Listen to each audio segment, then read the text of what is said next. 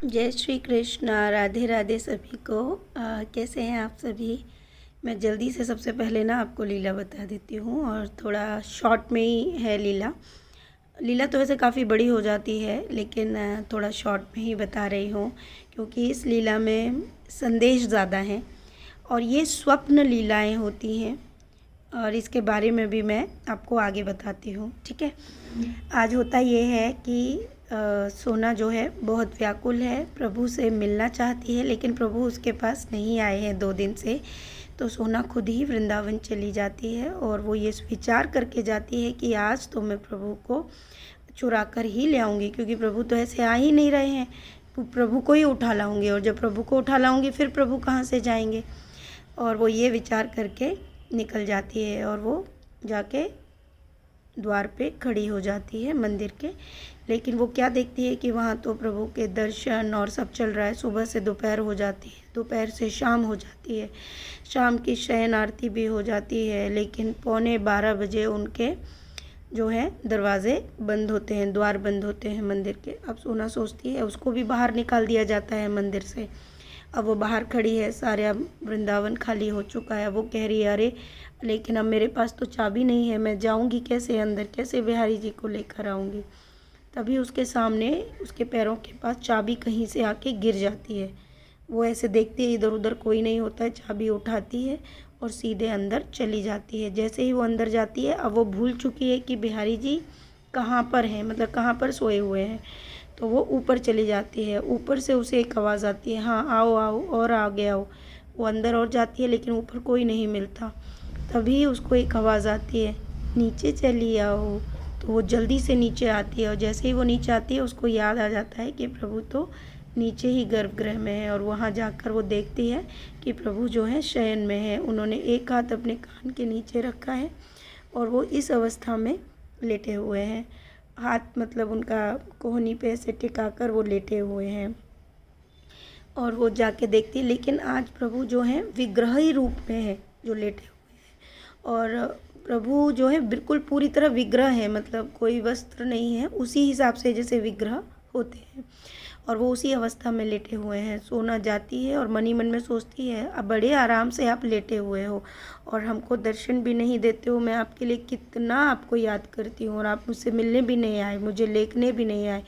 लेकिन वो ये बातें अपने मन में चलाती है और प्रभु को उठा लेती है, और उठाकर वो वृंदावन में, मतलब मंदिर से बाहर आ जाती है। अब वो जैसे ही वो बाहर आती है, होता ये कि जैसे ही जब हम वृंदावन में एंट्रेंस करते हैं ना, मेरो वृंदावन, वहाँ पर आकर जैसे ही वो बाहर निकालने के लिए एक कदम रखती है, वहाँ पर एक जल रूपी मैया जो है प्रकट हो जाती है। सोना डर जाती है।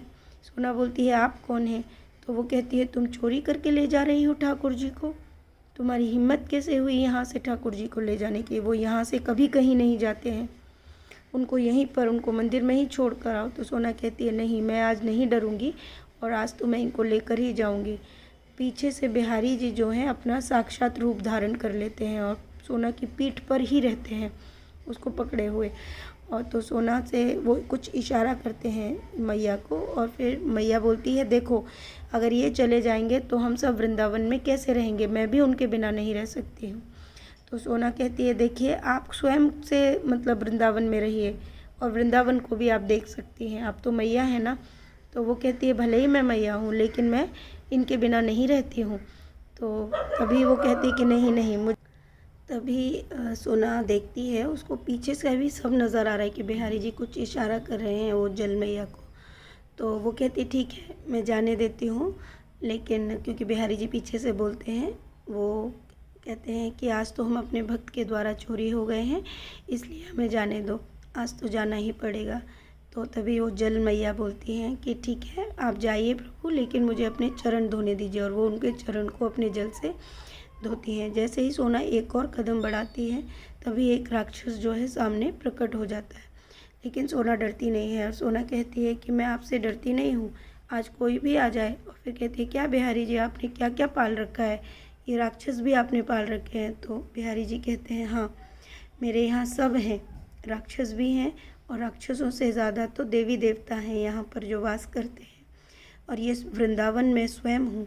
तो वो राक्षस कहता है कि जाओ, और प्रभु को जाके मंदिर में बिठा के आओ। तो सोना कहती है नहीं, आज तो मैं इन्हें अपने घर ही ले जाके रहूँगी, क्योंकि ये घर जाते नहीं हैं, मुझसे मिलने भी नहीं आते हैं।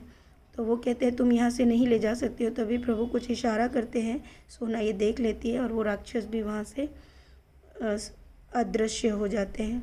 तभी प्रभु कहते हैं कि देखो सोना, मैं अपने सभी भक्तों से बहुत प्रेम करता हूँ। सोना कहती है नहीं, आप मुझसे बिल्कुल प्रेम नहीं करते हैं। अगर प्रेम करते होते तो आपको भी उतनी तड़प होती मुझसे मिलने के लिए। तो प्रभु कहते हैं कि देखो, मैं तुमसे मिलने आता हूँ ना घर पे, लेकिन मैं घर जाके नहीं रह सकता हूँ, मुझे वृंदावन में ही रहना पड़ता है।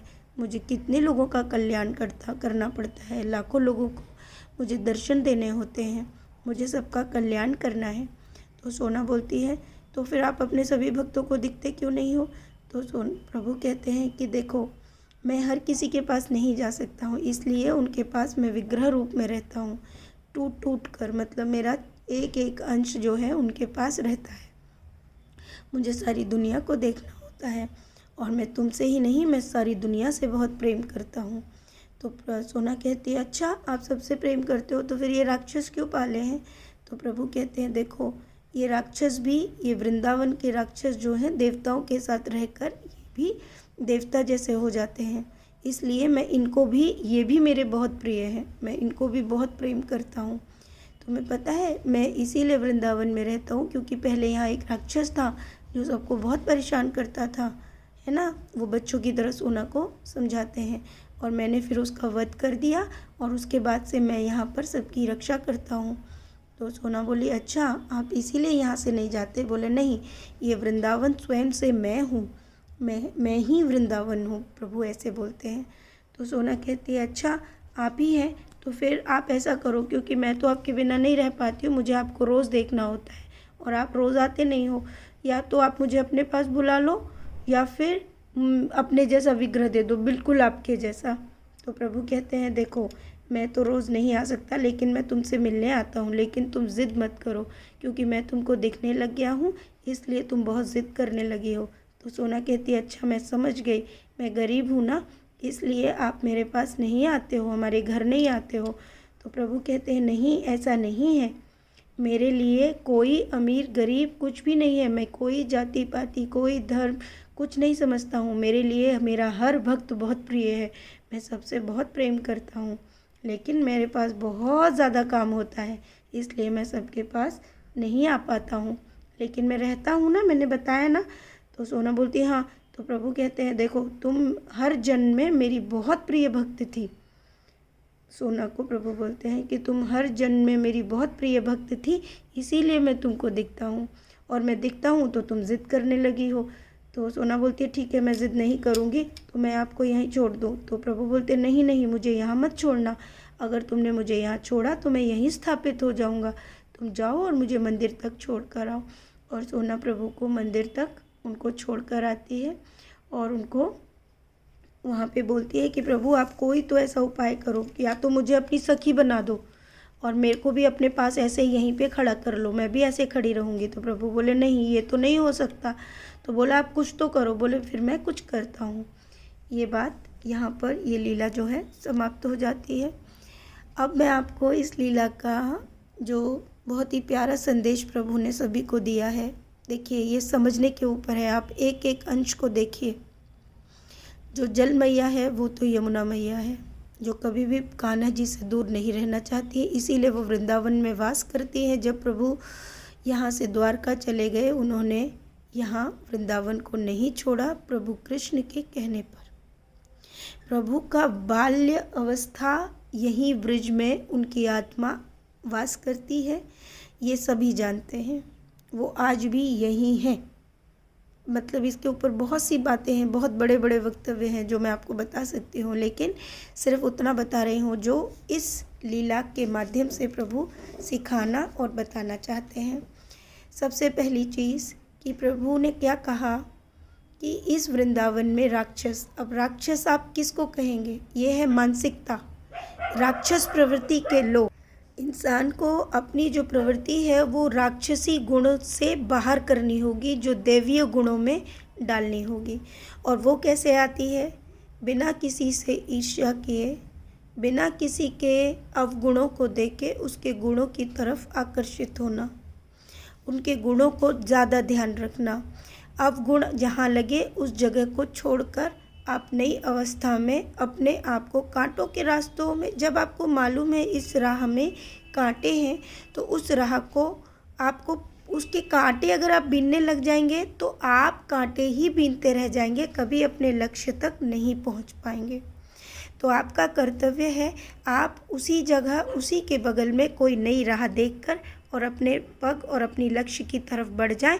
मौका मिले तो साइड में जो कांटे पड़े हैं उनको भी साइड करते जाइए, क्योंकि वो जो कांटे पड़े हैं वो प्रकृति के द्वारा हवा, बारिश और धूप के कारण एक न एक दिन धूल में मिल जाएंगे। आप समझ गए उन कांटों की बातें। ये उन प्रवृत्ति के लोगों के लिए प्रभु का कहना है कि हम क्या करते हैं, हम सोचते हैं हम जिस राह में जा रहे हैं और हमको बहुत सारे कांटे मिल जाते हैं और हम उन कांटों को इधर उधर करने लगते हैं। आपको इधर उधर करने की आवश्यकता नहीं है, आपका जीवन उसी में चला जाएगा।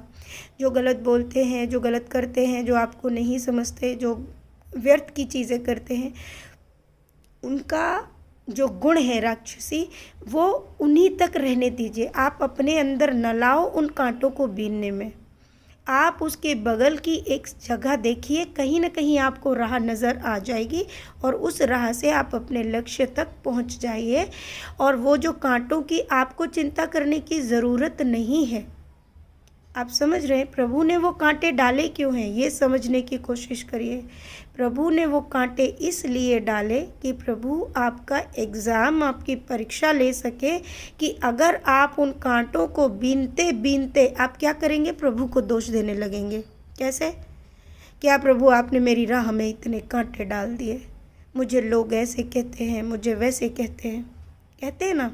यहाँ पर भी बहुत सारे लोग अगर गलत कमेंट करते हैं और मैं उन्हीं की तरफ ध्यान दूँ तो मैं अच्छे लोगों की तरफ ध्यान दे ही नहीं पाऊँगी, मैं अपने लक्ष्य से भटक जाऊँगी। आप समझ रहे हैं? आप समझिए, वही प्रभु आप सबका भी एग्ज़ाम लेते हैं। हमारे घर में भी ऐसे हो सकते हैं, हमारे पड़ोसी भी वैसे हो सकते हैं जो आपको ताने दे सकते हैं, आपके मित्र भी ऐसे हो सकते हैं, आपके स्वयं के साथी भी ऐसे हो सकते हैं, आपके कोई भी ऐसा हो सकता है जो कांटों का स्वरूप लिए प्रभु की ही वो परीक्षाएं हैं और आप अपने मार्ग से भटक जाएंगे। तो आपको क्या करना है, आपको उसी की जगह बगल में ही, छोटी सी ही सही, सकरी सी ही सही, एक साइड की राह जो है आप बगल में कांटों के निकालते चलिए और अपनी राह को पा लीजिए और उन कांटों की परवाह प्रभु पे छोड़ दीजिए, क्योंकि वो कांटे कहाँ से आए, प्रकृति से। और प्रकृति किसने दी, ईश्वर ने, और ईश्वर ने ही वो कांटे दिए। तो उन कांटों को निकालने का अधिकार और उनको नष्ट करने का अधिकार भी किसको है, ईश्वर को है। तो जैसे ही धूप पड़ेगी, बारिश पड़ेगी, वो कांटे अपने आप धूल के कणों की तरह या तो उड़ जाएंगे या उसी मिट्टी में समा जाएंगे और वहाँ पर एक नई राह बनेगी जो किसी और के काम आएगी। आपने समझा इस चीज़ को? दूसरी बात यहाँ पर आती है कि वृंदावन धाम, भगवान ने कहा कि मैं स्वयं वृंदावन हूँ, यानी कि वृंदावन में जैसे ही एंट्रेंस करो, प्रभु पर पैर जब हम रख रहे हैं, हम किस पे चढ़ के जा रहे हैं, सोच के चलो। वहाँ के कण कण में ऋषि मुनि विराजते हैं, देवी देवताओं जो हैं कण हैं वृंदावन का बरसाने का, और हम वहाँ पर चप्पलें पहनकर, जूते पहनकर, समझना, थूकते हैं, डस्ट मतलब गंदगी करते हैं, कागज़ फेंकते हैं। ये सारा संकल्प हमको लेना चाहिए कि हमें अपने प्रभु के ऊपर क्या करना है। ये संदेश बहुत बड़ा है अगर समझने वालों के लिए, और जिनको नहीं समझना है तो उनके लिए तो ये शून्य मात्र है, वो स्किप ही कर दिया करे वीडियो तो ज़्यादा बेहतर है। मैं इस चीज़ को अपने ऊपर धारण करूँगी कि मैं अगर कभी वृंदावन जाऊँ तो एक पन्नी के लिए भी एक जगह बना कर लेकर जाऊँ कि वो पन्नी भी मैं अपने बैग में, पर्स में रख कर लाऊँगी, लेकिन वृंदावन में कचरा नहीं करूँगी। वृंदावन में पैर रखो, अरे पैर जल जाते हैं धूप में। भक्ति के समय पे पैर जल रहे हैं, कांटा लग रहा है, जिसमें कष्ट आ रहा है ना, वही तो परम भक्ति है, उसी में तो आनंद आता है।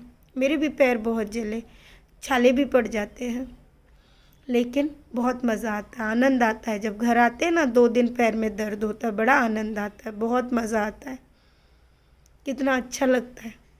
रोना भी आता है बहुत तेज़ मुझे, तो कैसे बताऊँ, कुछ कुछ चीज़ें तो मैं बोलती हूँ तो मुझे रोना आने लगता है।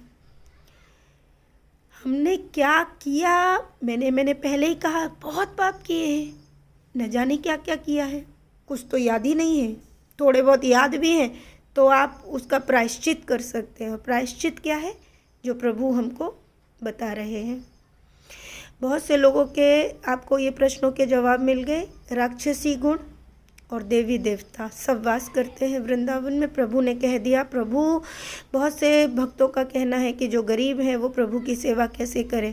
आप मानसिक सेवा प्रभु की कीजिए, अधिक से अधिक करिए। आपके अंदर इतनी तीव्रता प्रभु से मिलने की होनी चाहिए जैसी कि प्रभु ने आज की लीला में सोना के मन और आत्मा की दिखाई। देखिए, सोना के हाथ में कुछ नहीं है, मेरे हाथ में कुछ नहीं है, आपके हाथ में कुछ नहीं है, ये लीलाएं भी किसी के हाथ में नहीं है, ये तो स्वयं प्रभु करवाते हैं। और वो भी इसलिए ताकि संदेश मिल सके, हम सीख सके, हमको सीख मिले। अगर ये लीलाएं मैं ना बताती, पता नहीं क्यों मेरा मन में आता है, मुझे ऐसा फीलिंग आती है कि नहीं, ये बताना चाहिए। मेरी माँ को मैं बताती हूँ, अब माने ना माने उनकी मर्ज़ी है, मेरा काम है, मैंने बता दिया। आप समझ रहे हो। यूट्यूब पे मैंने कभी नहीं सोचा था, मैं बार बार बताती हूँ, मुझे नहीं पता था कि मैं कभी इस तरह से कोई वीडियोस बनाऊँगी। मैंने कहा, मुझे 4-5 सालों से मेरे कितने फैंस बोलते थे जाओ वीडियोस बनाओ, मेरे को कोई इंटरेस्ट नहीं था यहाँ आने का। ऐप्स की आज भी कमी नहीं, मतलब एक बात बताना चाह रही हूँ, लेकिन ये सब प्रभु कृपा से होता है। प्रभु ने चाहा कि मैं बोलूँ, मैंने बोल दिया और बोलती हूँ तो वो हो जाता है। इवन एक और चीज़ बताऊँ कि इन लीलाओं को मुझे सुनाने के बाद जब किसी को सुनाती है तो वो लीला भी नहीं बता पाती है, उसको याद ही नहीं रहती। आधी लीला मैं उसको फिर याद दिलाती हूँ, ऐसे लगता है जैसे कि वो लीला मैंने देखी है। ये भी प्रभु की एक लीला है, क्या है ये प्रभु ही जाने। लेकिन इतना समझ लीजिए, ये जो कुछ भी हो रहा है, कब तक होगा, कहाँ तक होगा, मुझे कुछ नहीं पता, ना सोना को पता, सिर्फ प्रभु जानते हैं। हो सकता है कि जिस दिन हम प्रभु के इस लायक बन जाएं कि हाँ अब हम भक्ति सही तरीके से कर पा रहे हैं, तो शायद उस दिन ये लीलाएं ना हो। लेकिन मैं प्रभु से प्रार्थना करूंगी कि प्रभु आप ये लीलाएं कभी ख़त्म ना करना। अगर आप आज्ञा देंगे कि ये लीलाएं नहीं बतानी है, मैं उस दिन के बाद यूट्यूब पे ये लीलाएं नहीं बताऊंगी। हाँ, लेकिन संदेश तो मैं तब भी दे सकती हूँ। संदेश तो कौन लेके जाए, क्योंकि प्रभु संदेश के लिए तो मना नहीं करेंगे। मैं लीलाओं के लिए भी, देखिए बहुत सारी चीज़ें हैं जो मैं आज भी, बहुत सी लीलाएं हैं जो मैं नहीं बताती हूँ। उसका कारण होता है क्योंकि वो लीलाएं बहुत गुप्त हैं, और उन लीलाओं को न बताने के लिए, क्योंकि प्रभु का उसका कोई इधर से उधर, क्योंकि उन लीलाओं को जैसे ही बताने के लिए करते हैं तो कुछ ना कुछ प्रॉब्लम हो जाता है, मतलब फ़ोन हैंग हो जाता है, फ़ोन में वो वीडियो आउट हो जाती है, ये झूला हमारा, मेरे चोट भी लग जाती है, जो सीरियस है। जो लीलाएं प्रभु को नहीं बतानी होती और जो लीलाएं बतानी होती है, जिस लीलाओं में संदेश नहीं होते, वो शायद हमारी पर्सनल होती हैं शायद, या प्रभु हमारे लाइफ से रिलेटेड कुछ बताना चाहते हैं, शायद वो लीलाएं वो प्रभु नहीं बताना चाहते हैं, या किसी भक्त को कुछ कष्ट हो जाएगा इसलिए ना मैं सुना पाती होंगी। मैं क्या, सोना को तो याद ही नहीं रहती आधी लीला, तो वो भी सच बता रही हूँ, बहुत कन्फ्यूज़न हो जाता है, मैं आपको वही बता रही हूँ। तो ये जो सारी चीज़ें हैं, इवन कभी कभी तो जब मैं ये वीडियोस बनाती हूँ मेरा सर जो है घूम जाता है, मतलब चक्कर आने लगते हैं बहुत तेज़। जो लीलाएं नहीं बतानी है तो वो समझ में आ जाती है मुझे कि नहीं, प्रभु नहीं चाहते ये लीलाएं जाए। तो जो लीलाएं हम बता रहे हैं, मैं क्या बताने वाली हूँ, मेरे में क्या शक्ति, कुछ नहीं। ये जीवा भी चल रही है तो प्रभु की देन है, और ये सारे संदेश हैं जिनसे हम सिर्फ सीख रहे हैं। इसमें किसी का कोई कुछ जा नहीं रहा, किसी का घाटा नहीं हो रहा। यहाँ पर कोई फॉलोअर्स की नीड नहीं है। जिनको पसंद आता है देखिए, जिनको नहीं पसंद आता है स्किप कर दीजिए, अनफॉलो कीजिए, कोई इशू नहीं है। क्योंकि मैंने किसी को रिकमेंड नहीं किया है, ना आज किया, ना कभी किया, और ना ही लाइफ में करूँगी। क्योंकि ये प्रभु ज्ञान है, जिनको विश्वास है लीजिए, जिनको नहीं लेना है न लीजिए। लेकिन ये समझ लीजिए, इस ब्रह्मांड को चलाने वाली जो शक्ति है वो एक समय के बाद ही पता चलती है। मैं भी मूर्ख थी ना, इतना समय गंवाया, लेकिन आज जो भी समझ आया बहुत दुरुस्त आया। और क्या बताऊँ मैं। अब मैं एक और चीज़ बताना चाहती हूँ, इसी के साथ साथ आप सभी के लिए बहुत फ़ायदेमंद भी है और इसमें जागरूकता भी है। अपने सभी भक्तों को ये समझ आ गया होगा कि प्रभु के लिए कोई गरीब, कोई अमीर नहीं है। प्रभु सभी के पास है विग्रह के रूप में। प्रभु सबके पास आते हैं, बस हम देख नहीं पाते, क्योंकि हमारे किसी न किसी जन्म के कोई न कोई पाप है जिसके कारण हम प्रभु को नहीं देख पाते हैं। लेकिन कहीं ना कहीं प्रभु हमारी रक्षा कर रहे होते हैं, और जितना प्रभु ने दिया है उतने में हमें खुश रहना है। ठीक है। अब बहुत से लोग कहते हैं कि सन्यासी बन जाओ तो प्रभु प्राप्ति है। अब आप कभी सोच के देखा है किसी ने कि एक सन्यासी बनने के लिए कितने त्याग करने पड़ते हैं? उसमें सबसे बड़ा त्याग होता है मोह माया को त्यागना। मोह माया जाके रहो कहीं पे, वो कभी कहीं ना आए। इस चीज़ को कर पाना सच में बहुत कठिन होता है। लेकिन वहाँ सिर्फ एक एकाकी जीवन हो जाता है। वहाँ पर आप अपनी जिम्मेदारियों से दूर हो जाते हैं, और वहाँ पर सिर्फ आप स्वयं और प्रभु के बीच का जो अंतर है उसको दूर करते हैं, और जो सबसे बड़ा सत्य भी है। लेकिन एक गृहस्थ के लिए सन्यासी रूप में इतनी उसमें जा पाना सबके लिए आसान नहीं है, और ख़ासकर महिलाओं के लिए। हाँ, एक उम्र के बाद हम जा सकते हैं, एक उम्र के बाद, क्योंकि जिम्मेदारियां ख़त्म होने के बाद सबका अपना जीवन हो जाएगा तो जा सकते हैं। लेकिन इसके लिए हमें प्रिपरेशन बहुत पहले से करनी होती है। यानी कि हमें जब प्रभु भक्ति मिल जाए तभी प्राप्त कर लो, बुढ़ापे का इंतज़ार मत करो, क्योंकि कल का कोई भरोसा नहीं है। और जब कल का भरोसा नहीं है तो जिस उम्र में भक्ति मिल रही है भक्ति करना शुरू करो। अगर बुढ़ापे तक जीवित रहे तो फिर पूरी तरह से प्रभु भक्ति करो, क्योंकि तब तो घर के बेटी बेटा सबसे फ्री हो चुके हैं और अब भक्ति करनी है। हमारे शरीर की नीड्स भी मतलब जो ज़रूरतें हैं वो भी कम हो जाएंगी। 2 साड़ियों में भी जीवन कट सकता है। भोजन भी 4 की जगह 2 रोटियां रह जाता है। शरीर की शक्ति भी कम हो जाती है, क्योंकि गर्मियों में भी सर्दी का अनुभव होता है, और सर्दी में तो डबल सर्दी लगती है एक उम्र के बाद। सही बोला ना। और ये सब की आदत हमें कब से लगती है? जब से हम भक्ति शुरू कर देते हैं। तो जब हम बुढ़ापे में पूर्ण रूप से जब भक्ति करेंगे ना, तो हम कहीं भी जाकर प्रभु की भक्ति कर सकते हैं, और उसके लिए जाने की भी आवश्यकता नहीं होती। हम घर में भी संन्यास लेकर प्रभु भक्ति में लग सकते हैं। गृह गृहस्थी को त्याग कर बच्चों से कहो 2 रोटी दे दो और हम अपना जीवन काट लेंगे। हम भक्ति करेंगे, प्रभु को जपेंगे, प्रभु से प्रेम करेंगे। तो मेरा सिर्फ इसका जो इतना भला मैंने बोला, उसका सिर्फ एक सिंपल सा सिद्धांत है कि एक उम्र के बाद जब अपनी जिम्मेदारियों से आप फ्री हो जाएं, प्रभु के लिए समय निकालें घर पर ही। उसके लिए वन भी जाने की ज़रूरत नहीं है। एक कमरा तो बच्चे दे ही देंगे, इतना तो उम्मीद कर ही सकते हैं। अगर नहीं भी देते तो भी किस बात की चिंता है ना। बुढ़ापे में तो वैसे भी बहुत कम चीज़ों की ज़रूरत होती है, बहुत कम चीज़ों की। शरीर भी पतला दुबला छोटा सा हो जाता है, और जो अगर भारी भी है तो भी वो भोजन बहुत कम करता है शरीर। वस्त्र भी कम हो जाते हैं, भोजन भी कम हो जाता है, बॉडी भी बहुत फास्ट नहीं चलती, हौले हौले चलती है, यात्राएं भी लंबी हो जाती हैं। खूब तीर्थ करेंगे। तो ये सब बातें भी मैं इसलिए बोलती हूँ कि बहुत से लोग बहुत व्याकुल हैं कि वृंदावन वास होता। घर में ही वृंदावन है, परेशान ना हो, प्रभु घर में ही है। बस ये है कि दर्शनों के लिए प्रभु बुलाते रहें, ये भी बहुत बड़ी कृपा है। परेशान होना बंद करिए, परेशान मत होइए आप। और लेकिन जो भक्ति आप कर रहे हैं सबकी बहुत ही सर्वोपरि भक्ति है, और आप सबको चरण स्पर्श है मेरा।